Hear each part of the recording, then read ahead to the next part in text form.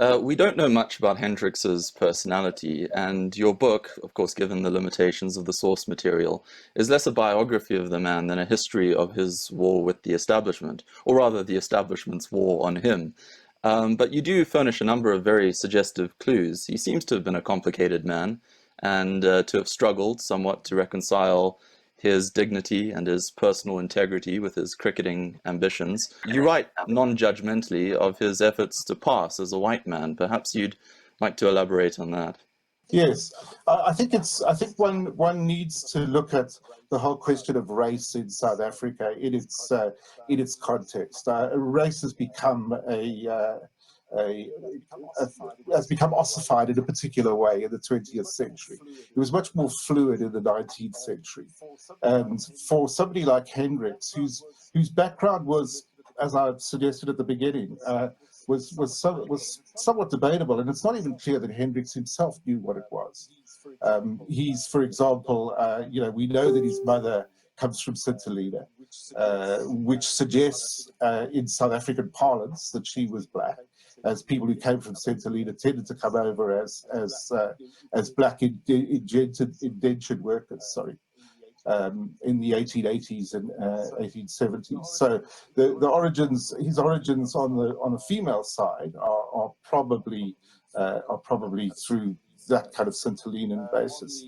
On his father's side, I don't think he knows who his father is, although he says on a number of occasions he's Dutch. And in fact, in 1904, he says both of his parents are European.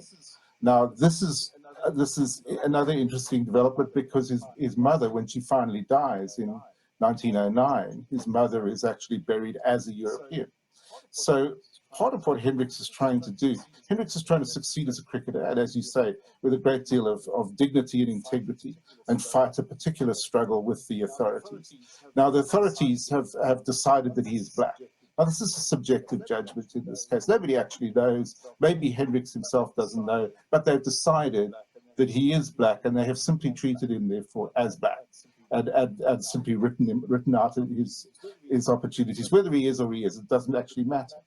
But what matters to Hendricks, of course, is that it is important to have a life within the South African context, which allows him to have a family, for that family to do as well as they possibly can, and so on. So the process in the 20th century, there's a kind of parallel process going on for Hendricks. Hendricks plays cricket for what was, I guess, known as a coloured league. He plays for the City Cricket League. He plays for Cavaliers in that, Crusaders in that City Cricket League, from 1904 all the way through to 1915, and he's still playing in his late 50s. And in that, so he comes out essentially as a coloured. He says, okay, that's my community. Those are the people I'm engaged with.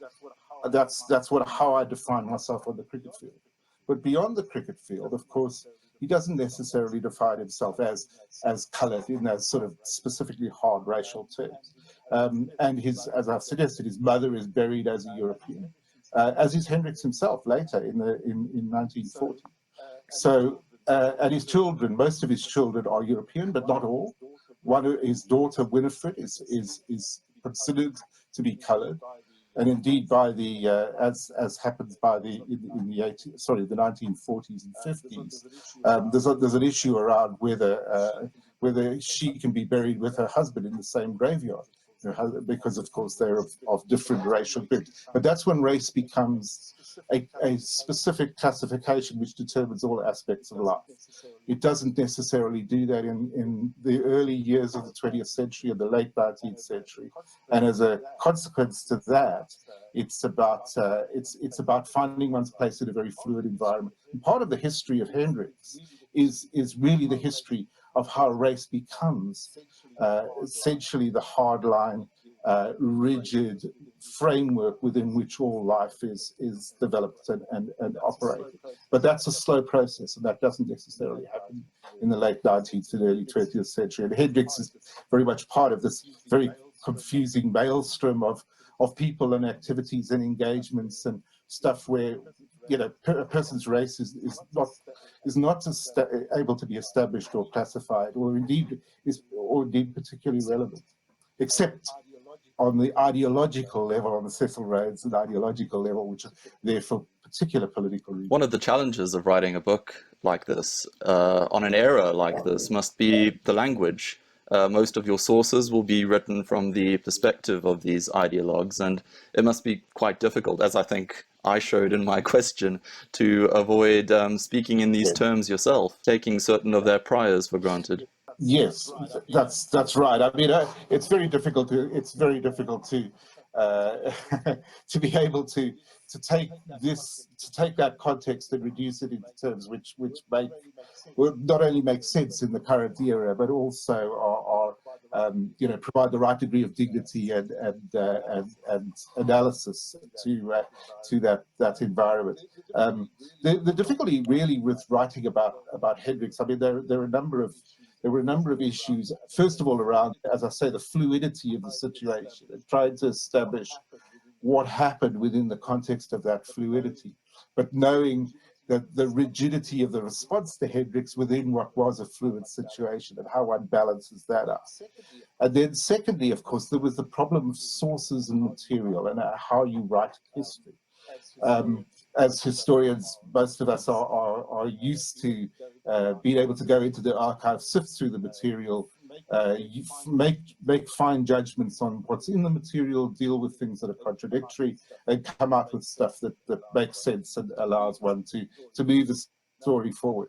Now, in the Hendricks case, there's so little core material that it's extremely difficult to make real to really assess what Hendricks is at any particular given moment and what's really happening to him. And one of the real interesting points about this book, I think, is the challenge that the lack of primary materials presents. We have, as we were discussing, Hendricks's letter to the Cape Times. To my knowledge, that is the only material we have from Hendricks at all. We have nothing else that he's written. We have nothing else that's even reported by him that he's said. I mean, apart from a few comments in the South African Review, there's almost nothing at all that we can directly attribute to Hendricks. We don't have members of his family who've spoken to him. We don't even have members of his family who remember him. His current family, while they're clearly very interested in who he was, as they would be, in different ways, are also simply don't know who he is. There's no one yet who's come up and said, "Oh, you know, Krom Hendricks. I remember William Henry Hendricks very well," but nobody does. So we're writing a book essentially in an extremely isolated, within an extremely isolated context, to try and develop the significance and the character of an individual about whom we have very little hard evidence, but a great deal of evidence which points to what he was likely to be and what the context of that was. And I think the reason that we were able to write about it is that there is so much peripheral material, certainly newspaper reports being the most obvious, but there's so much peripheral material. And he is such a name and he has such recognition at the time. He's clearly so significant that we were able to write about him, and we were able to, I hope, come out with positions which essentially reflect where Hendricks was and how he moved over time and what happened to him over that 25-year period. And as we were saying a minute ago, the significance of this, really the longevity of Hendricks in his cricket career and in his political career, in a sense, although he would never have seen himself as having a political career, but really he did. And in that context, he's able to, he provides a really clear window into what is South African society.